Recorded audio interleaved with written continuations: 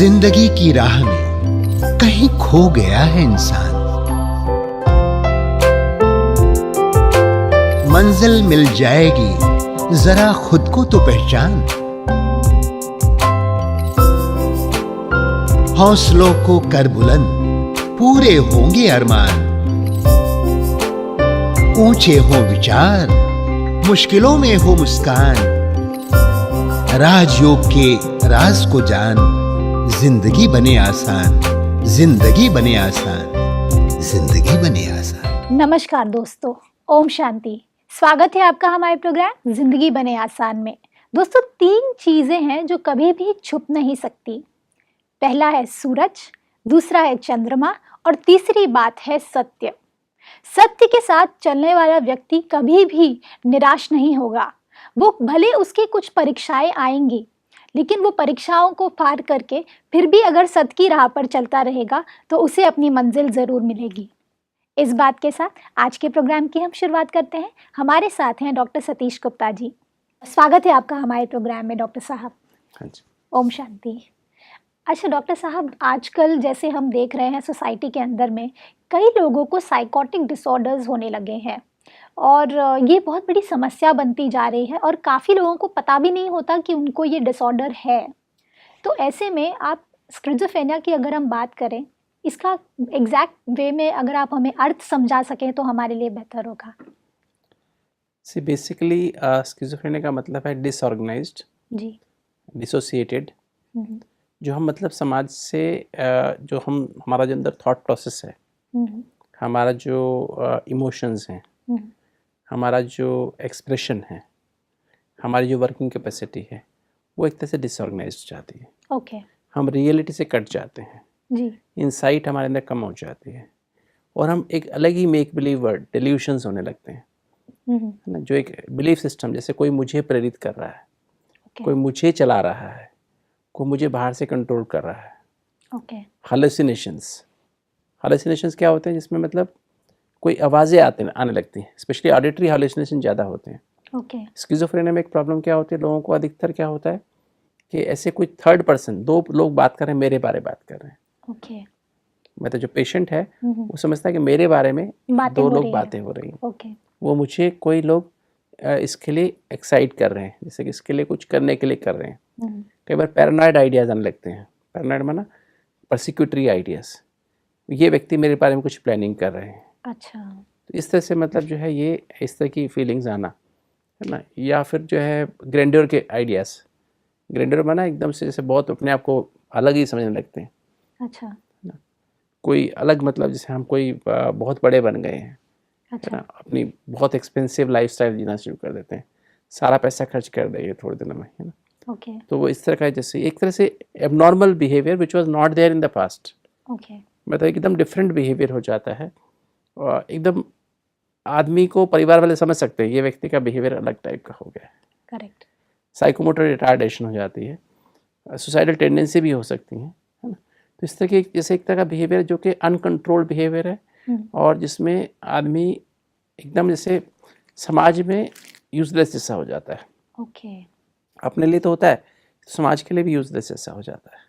Okay. क्योंकि व्यक्ति को पूछो तो उससे नहीं पता होता कि मेरे क्या हुआ अंदर कोई तकलीफ है, उसको कोई तकलीफ फील नहीं होती। उससे पूछेंगे आपको क्या हुआ, तो ही और शी विल से कि नहीं, मुझे कुछ नहीं हुआ। करेक्ट। और लगभग इसकी जो प्रेवलेंस है, इंसिडेंस है, वो 0.5 to 1% कह सकते हैं। 100 में से एक आदमी को या 200 में से एक आदमी को होता है। अच्छा। और जैसे पेरेंट्स जो हैं, जहाँ पर इसमें पेरेंट्स, अगर सिंगल पेरेंट को बीमारी है तो 15% के लगभग लोगों को चांस है होने का, बच्चों को होने का। और दोनों पेरेंट को है तो लगभग 65% चांस हो जाते हैं बीमारी का। तो जीन्स का बहुत बड़ा रोल है इसमें। और आज जो है ये संख्या बढ़ती जा रही है। हाँ जी। यंग स्पेशली यंग वंस में जी। इसका नॉर्मली भी तो अर्ली ऑनसेट होता है। अर्ली ऑनसेट मतलब यूजली 15 साल, 20 साल, 25 साल, 30 साल, अधिकतर 25 साल की उम्र से पहले हो जाता है। ओके। बाद में भी होता है, कई बार मिडिल एज में भी ऑनसेट होता है, 30 में, 35 में, 40 में भी होता है, पर अर्ली ऑनसेट ज़्यादा केसेस में होता है। ओके। डॉक्टर साहब, किन लोगों को ये बीमारी होने की बहुत ज़्यादा चांसेस होते हैं? क्योंकि अगर हमें पता हो तो वो व्यक्ति सारे सजग रहेंगे। जैसे मैंने बताया ना अभी आपको, अगर पेरेंट्स में किसी को है जी, पेरेंट्स में अगर एक पेरेंट को है तो चांसेस कितने हैं? 60 लगभग 15% के आसपास, 12 से 15%। और दोनों पेरेंट्स को है तो लगभग 65%, 66% चांसेस हो जाते हैं। करेक्ट। तो ऐसे पेरेंट जहाँ पेरेंट्स में है या फर्स्ट डिग्री रिलेटिव्स हैं, ओके, मतलब कहीं भी, जैसे मैंने बताया आपके, जैसे पेरेंट्स तो माता पिता हो गए, फिर मामा और मौसी और चाचा बुआ, दादा दादी, तो ये जो आपके फर्स्ट डिग्री रिलेटिव्स आते हैं जी, इनके अंदर किसी को भी है तो then you are much more prone to develop. Even नाना नानी, ओके, जो आपके जो मदर की तरफ के हो गए ना, मदर की तरफ, पेरेंट्स की तरफ के जो फर्स्ट डिग्री रिलेटिव्स हैं उनमें से किसी को भी है तो फिर आपको होने के चांस बहुत हो जाते हैं। तो you have to extra aware कि मुझे है। और उसके लिए फिर जैसे एक दो बार पहले भी डिस्कस कर चुके हैं, ये जीन्स हैं। वो जीन्स मैनिफेस्ट कब होते हैं? जब उनको जीन्स बीज की तरह से होते हैं, जब उनको धरती मिले, सीड मिले, वो धरती मिले। धरती कौन सी मिलेगी? नेगेटिव टीम की, नेगेटिव मन की धरती मिलेगी। नेगेटिव मन माना हमारे विचार नेगेटिव, भावनाएं नेगेटिव, एटीट्यूड नेगेटिव, और हमारी स्मृतियाँ, यादें, हमारे इंप्रेशंस नेगेटिव, हमारे बिलीफ सिस्टम नेगेटिव, और हमारे जो संस्कार नेगेटिव, हैबिट्स नेगेटिव पड़ जाती हैं। लेट सोना, लेट उठना, एडिक्शंस में चले जाते हैं, या फिर हम गुस्सा ज़्यादा करते हैं। स्पेशली यह मैं कहना चाहूँगा, ये आपको इस बात को, ये बात बहुत समझ सकते हैं, समाज को भी मैसेज, मैं अपने जो व्यूअर्स को भी मैसेज देना चाहूँगा, जो स्किज़ॉइड पर्सनैलिटी हो जाते हैं, अच्छा, सस्पिशियस नेचर, एज्यूमिंग नेचर, शक और अनुमान के नेचर के जो लोग होते हैं, अच्छा, उनको भविष्य में जाके ये बीमारी होने के बहुत चांस होते हैं। जी। स्ट्रेस जो है एक ऐसा एक ट्रिगर है, स्ट्रेस वो धरती है जिसके अंदर ये बीमारी के जीन्स पनपते हैं। ओके। और ऊपर से गलत खान पान,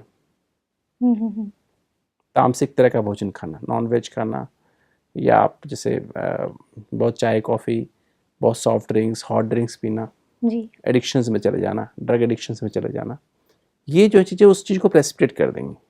ओके, राइट। मटेरियल के पीछे बहुत घूमना, मनी के पीछे बहुत जाना, नेम फेम के पीछे बहुत जाना, तो उससे आपकी नेचर ऑटोमेटिक सस्पिशियस और एज्यूमिंग नेचर बन जाएगी, शक अनुमान वाली नेचर बन जाएगी, तो उसके कारण फिर भी ये प्रॉब्लम होगी। ओके। तो ये सब बातें, जैसे इसको हम अगर हम शुरू से ध्यान रखें, मन को पॉजिटिव बना के रखें, अपनी टीम को पॉजिटिव बना के रखें, और खान पान हमारा शुद्ध हो, शुद्ध और सात्विक हो, और हमारा व्यवहार ठीक हो, हम रियलिटी कॉन्शियस बने, तो हम इससे मतलब बच सकते हैं। डॉक्टर साहब, स्किज़ोफ्रेनिया की बात कर रहे हैं हम, इसमें कितने प्रकार के स्किज़ोफ्रेनिया होते हैं, वो अगर आप हमें बता सके तो हम फिर डिफरेंशिएट कर पाएंगे कि ये कौन से प्रकार का स्किज़ोफ्रेनिया है। स्किज़ोफ्रेनिया वैसे 8-9 प्रकार का होता है। हाँ जी। किंतु उसमें से मुख्य जो हमें समझने की बात है, कुछ हम अगर प्रोग्नोसिस के हिसाब से ले लें, प्रोग्नोसिस माना जिसमें फ़ायदा है ज़्यादा, अच्छा। जिसमें जल्दी ठीक हो सकते हैं, कुछ में कम चांसेस होते हैं ठीक होने के, जी। तो इस तरह से हम समझ सकते हैं कि जैसे कुछ हमारा एक तो पैरानॉइड स्किज़ोफ्रेनिया है, जो कि हमें इसमें पर्सिक्यूटरी आइडियाज़ होते हैं, ग्रैंडियर के आइडियाज़ होते हैं। ग्रैंडियर माना हम बहुत अमीर हैं, बहुत हम जैसे राजा की तरह बिहेव करेंगे, अच्छा। बहुत एक्सपेंसिव हमारा लाइफस्टाइल दिखाई देगा, और वो एक अच्छा है, मतलब उसमें हम जल्दी ठीक हो सकते हैं। राइट। और ऐसे ही पैरानॉइड भी जल्दी ठीक हो सकते हैं, तो ये अच्छा एक बेटर प्रोग्नोसिस वाला स्किज़ोफ्रेनिया। दूसरा फिर जो है कैटाटोनिक होता है, उसमें हमारी जो मसल्स, हमारी जो बॉडी है, हमारी जो उसकी रिस्पॉन्स अलग तरह से हो जाती है, थोड़ी सी डिफरेंट हो जाती हैं, एबनॉर्मल जैसे लगती हैं मूवमेंट्स, और वो जो है स्किज़ोफ्रेनिया हमारा, वो उसमें भी अच्छे चांस होते हैं। सबसे खतरनाक जो स्किज़ोफ्रेनिया हिबेफ्रेनिक होता है। हिबेफ्रेनिक उसमें क्या होता है, हमारी एकदम टोटली, जैसे हम टोटली कट जाते हैं सोसाइटी से।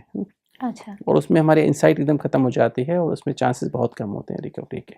ओके। तो इस तरह से मतलब स्किज़ोफ्रेनिया काफ़ी प्रकार के हैं, तो उसको हम उनके प्रकार में ना जा करके, मैं समझता हूँ इसका जब भी हमें ऐसा कभी हो, कभी हमें ऐसा लगे कि इसका बिहेवियर कुछ, और स्पेशली इसके जो सिम्टम्स हैं, वो जो है हमें बड़ा क्लियर रहना चाहिए कि डेल्यूशन, जो मैंने बताया शुरू में बताया, डेल्यूशंस और हालुसिनेशंस। करेक्ट।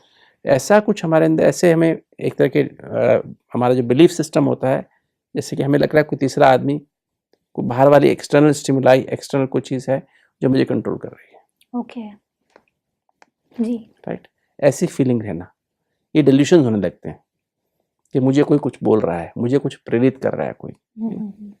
तो इस तरह की फीलिंग्स आना, हालुसिनेशंस, आवाज़ें आने लगती हैं, कोई मुझसे बात करता है, करेक्ट, दूसरों को सुनाई नहीं देती है, मुझे सुनाई देती है, राइट। राइट, फिर दूसरा कोई मेरे बारे में प्लानिंग कर रहा है, 2 व्यक्ति मेरे बारे में बात कर रहे हैं, उसको पेशेंट को ऐसा फील होता है कि वो मेरे बारे में बात कर रहे हैं। करेक्ट, तो ये जो है एक तरह से विषय से कहते हैं third person hallucinations. Third person hallucinations are very typical of schizophrenia, okay, right. तो ये जो है इनका डायग्नोस करने में बड़ी हेल्प करते हैं। तो ये हमें इस तरह का मतलब हमको इसका ध्यान रखना चाहिए कि जी, बाकी साइकोमोटर रिटार्डेशन तो होती है, मतलब हम लोग जो हमारी एबिलिटी टू डू वर्क है वो नहीं खत्म हो जाती है, अच्छा, हम काम नहीं कर पाते हैं।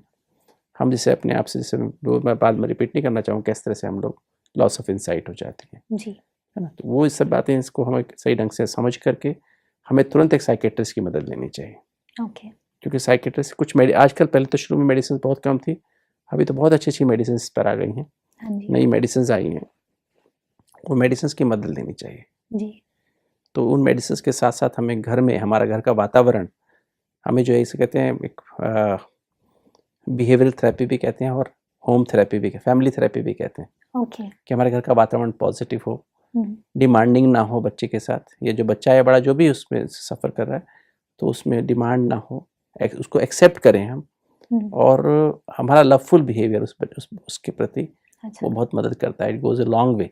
जी, उनके खाने पीने का ध्यान रखें, कई बार क्योंकि खाना भी नेग्लेक्ट हो जाता है, अच्छा, जो ऐसे पेशेंट्स बन जाते हैं उनको खाने पीने का इंटरेस्ट नहीं रहता है, तो उनको खाना पीने का भी उनको पता नहीं रहता, अवेयरनेस नहीं रहती है, तो टाइम पर उनको खाना, सैर करना, और हो सके तो समय पर उनको नींद करने का प्रॉपर वातावरण हो, घर में लाइट का प्रॉपर ऐसा हो, उनके हिसाब से लाइट को सेट करें, जी, है ना, वातावरण को उस ढंग से बनाएं, जी, तो उससे जो है वो जल्दी ही रिकवर हो सकते हैं।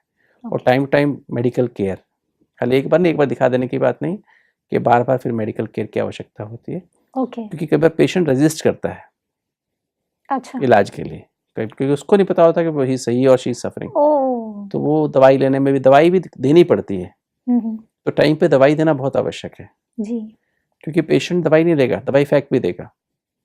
तो किसी को, किसी व्यक्ति, घर के ही किसी परिवार के व्यक्ति कैसे भी करके उसको मेडिसिन टाइम पर देनी है, जी, और कई बार मेडिसिन के रूप में ना दें तो उसे दूध में डाल के दें, चाय में डाल के दें, किसी रूप में उसको खाने में दें, ताकि उसके अंदर वो मेडिसिन जाए, ओके, जिससे वो रिकवर हो सके। जी। इस तरह से हमें करना चाहिए। डॉक्टर साहब, ये तो हम समझ गए कि कुछ तरीके हैं जिनसे आप इसे रिकवर कर सकते हैं।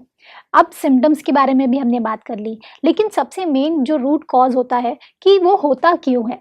स्किज़ोफ्रेनिया उस होने का कुछ कारण होता है या वो हेरिडिटरी ही सिर्फ होता है? जैसे मैंने बताया कि आज तक सही कारण तो पता नहीं है, अच्छा।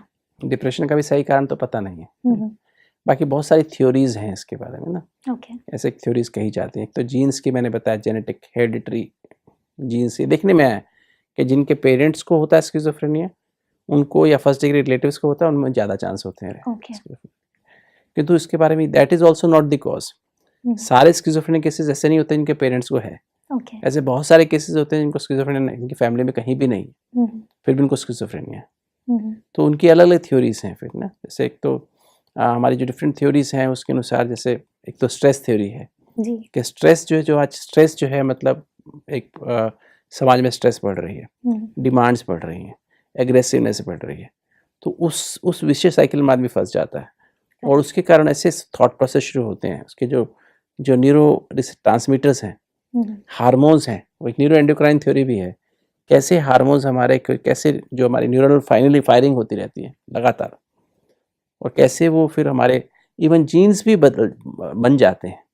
अगर आपके अंदर बीमारी का जीन नहीं है स्किज़ोफ्रेनिया का, तो जीन पैदा हो सकता है, ओके, पॉलीमॉर्फिज्म हो सकता है एक्सेसिव स्ट्रेस के अंदर, तो वो जीन म्यूटेशन होकर के जीन बन जाता है और फिर बीमारी शुरू हो जाती है। ओके, तो आई थिंक ये इसमें आज के समाज में, क्योंकि पहले नहीं था, स्किज़ोफ्रेनिया की प्रेवलेंस इतनी ज़्यादा नहीं थी, जीन तो होते होंगे पहले भी, है ना, तो सारा तो होता था, किंतु ये जीन में म्यूटेशंस जो समाज के समय के अनुसार आ रही है, जी, और एक ये भी पॉसिबल है, इसके बारे में हम आज तक साइंस क्लियर नहीं है कि इवन एनवायरमेंटल पोल्यूशन में भी रिस्पॉन्सिबल, अच्छा, सिटीज़ में, शहरों में, गाँव में फिर भी रूरल एरिया में कम देखने में आता है, शहरों में जहाँ प्रेशर्स ज़्यादा है वहाँ ज़्यादा देखने में आता है, जहाँ बच्चों को ज़्यादा प्रेशर्स हैं, यंग वंस को ज़्यादा प्रेशर्स है, कंपटीशन बहुत ज़्यादा है, फास्ट पेस्ड लाइफ है, जी तो वहाँ plus food also has a part two play. Okay आज इसका फूड है, मतलब ओवरऑल लाइफस्टाइल कैसा हो गया है, ओके तो दिस में भी रिस्पॉन्सिबल। तो क्लैरिटी बहुत ज़्यादा नहीं है, बट मेडिसिन में कुछ चेंजेस आए हैं। जी जो पहले सिर्फ 1 या 2 मेडिसिन होती है, now we have list of about 20 medicine जी which can be used. Hmm, तो इस तरह से अगर सही ढंग से मेडिसिन को टाइम पर यूज़ करें, साथ में समय पर साइकोथेरेपी दें। एक मैं बात यहाँ क्लियर कर देना चाहूँगा जी कि जैसे हम हर बार मेडिटेशन की बात करते आए हैं, हाँ जी तो meditation is not the right thing to be done given Okay. This people. तो मेडिटेशन नहीं देना चाहिए, ठीक है, जी क्योंकि मेडिटेशन के लिए काउंटर प्रोडक्टिव, जी क्योंकि सीवियर डिप्रेशन और स्किज़ोफ्रेनिया दोनों में ही हमें मेडिटेशन से नहीं देना चाहिए, नहीं अच्छा। सिखाना चाहिए। अच्छा दोनों ही खतरनाक हो सकते हैं, ओके क्योंकि दोनों में रिलेटिवली लॉस ऑफ इंसाइट होती है, जी थॉट डिसऑर्डर होता है, कॉग्निटिव डिसऑर्डर होता है, तो वो वहाँ मूड डिसऑर्डर्स हो सकते हैं, है ना, तो वो उसमें नहीं देना चाहिए। अच्छा उस समय क्या कि अंदर अंदर टोटल केओस है, पेशेंट में अंदर होपलेसनेस है, हेल्पलेसनेस है, इतनी साइकोमोटर रिटार्डेशन है, कुछ नहीं कर सकता है। आप उसको थॉट्स दे रहे हैं, आप ये हो, तो वो और कंफ्यूज हो जाएगा, ओह और उसको जो डेल्यूशंस हो रहे हैं उस तरह के डेल्यूशंस होने शुरू हो जाएंगे। ओके अगर आप सूक्ष्म वेतन की बात करते हैं, कुछ और बात करते हैं, तो डेल्यूशन हो जाएगा, उसको ओके हालुसिनेशंस होने लगेंगे। वो कहेगा मेरे को ऐसी बातें आ रही हैं, वहाँ से ये बात आ रही है, वहाँ से मुझे वो ऐसी बातें आ रही हैं, अच्छा तो और उसमें भी confused वो साइकिल में चले जाते हैं गलत साइकिल में चले जाएंगे। ओके इसलिए उनको मेडिटेशन का जो रोल है, पहले दवाइयाँ, फिर मेडिटेशन फेजेस, और उसमें सबसे ज़्यादा बड़े प्रकाश हम कहते हैं सकाश देने की आवश्यकता है।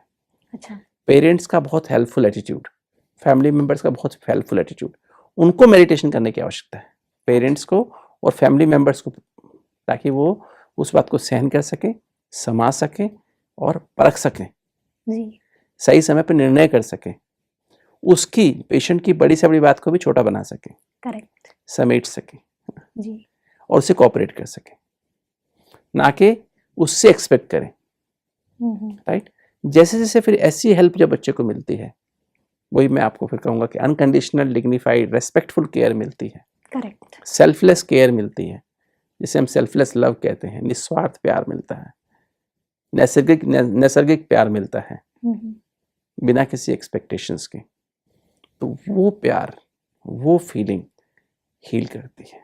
ओके और जो उससे जो उसको अंदर से जो फीलिंग, जो उसका न्यूरो ट्रांसमीटर्स हैं, जो टोटल हेवायर चले गए हैं, ओके वो वापस ठीक होने लगते हैं, हार्मोनल सिस्टम वापस से सेट होने लगता है, उससे उसका सिंपैथेटिक और पैरासिम्पैथेटिक सिस्टम का बैलेंस होने लगता है।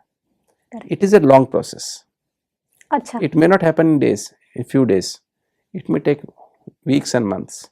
ओके पेशेंस की बहुत आवश्यकता है, करेक्ट और फिर जैसे जैसे पेशेंट को ये सब होने लगे, फिर उनको serial wise thoughts, single thought meditation, okay single lines में मेडिटेशन, अच्छा टू मच नहीं समझा करके, सिंगल लाइन, और उसमें उस पेशेंट की फिर मदद की जाए जी उस थॉट के साथ, जो उसको सिखाने वाले हैं या साथी हैं या घर वाले हैं, तो उसको मदद करें, ठीक है तब जा करके वो धीरे धीरे एक तरह गहरी गुफा है या गहरा गड्ढा है, उसमें से बाहर निकल सकते हैं। डॉक्टर साहब अगर किसी के घर में किसी व्यक्ति को अगर ये प्रॉब्लम हो जाए तो फर्स्ट स्टेप क्या होना चाहिए उनके लिए? सबसे पहले स्टेप तो इस बात को उनके सिम्टम से आइडेंटिफाई करना चाहिए कि इस बच्चे का या इस बड़े का जो भी है, उसका स्वभाव क्या में क्या चेंजेस हो रहे हैं। अगर डेल्यूशंस, हालुसिनेशंस हो रहे हैं और कुछ डिफरेंट लग रहा है बच्चा पहले से, तो immediately we should consult a psychiatrist without any delay. Okay भले बच्चा कहे, वो या व्यक्ति कहे कि मैं बिल्कुल ठीक हूँ, क्योंकि उसे नहीं पता लगता है, इंसाइट नहीं है, तो फिर भी डॉक्टर की सलाह लेनी चाहिए, ठीक है किसी ना किसी बहाने से लेनी चाहिए। डॉक्टर के पास जाएं और जो भी मेडिकल प्रिस्क्रिप्शन वो देते हैं, राय देते हैं, साइकोथेरेपी कुछ मेजर्स बताते हैं, टाइम टू टाइम उनके पास जाते रहना चाहिए, और दवाइयाँ की जिम्मेवारी अपने हाथ में लेनी चाहिए। ओके कभी पेशेंट को नहीं बोल देना चाहिए कि आप मेडिसिन ऐसे से करके खा लो। अच्छा keep the medicine with you, time पर मेडिसिन कैसे भी करके बच्चे को खिलाना चाहिए, बच्चा या बड़ा जो भी है जो भी है वो देना चाहिए। फिर परिवार को एक पॉजिटिव वातावरण घर में देना चाहिए, जिसमें उसकी सपोर्ट उसको दें। जी समझना चाहिए कि इसके बस में नहीं है, इसकी हमें मदद करनी है, कैसे भी करके इसको ठीक करना है। तो प्यार का unconditional dignified care, respectful care उसको मिलनी चाहिए, जिसे निस्वार्थ प्यार कहते हैं, वो मिले। और खान पान शुद्ध सात्विक भोजन से मिले और उसको एनकरेज करें, साथ में जाएं, अकेले ना छोड़ें, साथ में सैर पर लेकर के जाएं, खुले वातावरण में बिठाएं और इस तरह का वातावरण हो। टेलीविज़न से बचें। ओके। टेलीविज़न, इंटरनेट, मोबाइल, इन चीज़ों से बचें, क्योंकि इसमें वो कन्फ्यूजन्स, कई तरह के कन्फ्यूजन्स हो सकते हैं, कई तरह की प्रॉब्लम्स हो सकती हैं, उनसे बचें। इलेक्ट्रॉनिक आइटम से बचें और फिर धीरे धीरे उनको, जैसे मैंने बताया, मेडिटेशन का सकाश रूप में मेडिटेशन को हेल्प करें, अपने प्रैक्टिकल मेडिटेशन के द्वारा, अपने प्रैक्टिकल स्वरूप के द्वारा उसकी हेल्प करें। और फिर धीरे धीरे जैसे थोड़ा सा इंसाइट आने लगे, फिर उनको सिंगल लाइन मेडिटेशन की प्रैक्टिस कराएं कुछ हफ्तों तक, फिर चेंज करें और फिर उसके बाद धीरे धीरे वो रिकवर हो जाएंगे। जी डॉक्टर साहब, आज हमने एक बीमारी के साथ डील किया जिसका नाम है स्किज़ोफ्रेनिया। इसके बारे में हमने कई सारी बातें जानी कि कैसे होता है और साथ ही साथ कैसे उससे लड़ें और किस तरह से उसे रिकवर भी करें। Thank you so much doctor साहब, thank you for coming in this show. ओम शांति। दोस्तों, आज हमने क्या जाना? स्किज़ोफ्रेनिया, जिसके जो आज सोसाइटी में एक बहुत बड़ी बीमारी के रूप में दिखाई देने लगा है, उसके कई सारे सॉल्यूशंस हैं जो आज हमने जाने, जिसमें सबसे पहला कि उस सिम्टम्स को हमको जानने की ज़रूरत है कि क्या सच में हमारे परिवार में किसी व्यक्ति को ये है। अगर वो सिम्टम्स आपको नज़र आएँ तो सबसे पहले तो उन्हें डॉक्टर के पास लेके जाएं, साइकेट्रिस्ट के पास, वहाँ से मेडिसिन्स लेकर उन्हें रेगुलरली मेडिसिन्स दें। साथ ही साथ घर का माहौल इतना पॉजिटिव बना दीजिए जिससे उन्हें हील होने में और ज़्यादा आसानी होगी, और उन्हें अनकंडीशनल लव दीजिए। इस बात के साथ आज के प्रोग्राम को हम एंड करते हैं। कल आपसे फिर मिलेंगे आपके ही शो में ज़िंदगी बने आसान। ओम शांति।